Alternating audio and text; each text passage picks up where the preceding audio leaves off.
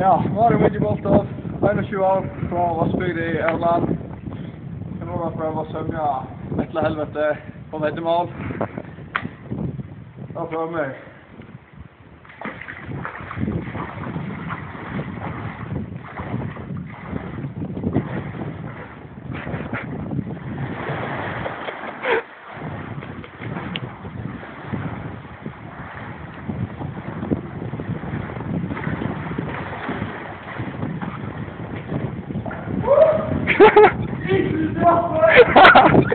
Kom igjen nå, hva faen har du tilbake?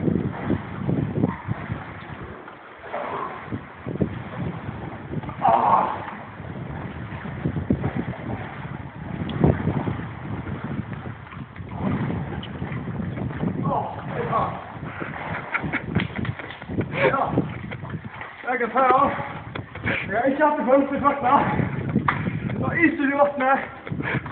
Jævlig kaldt. Jeg håper for Guds skole får fangene mine. Takk for meg.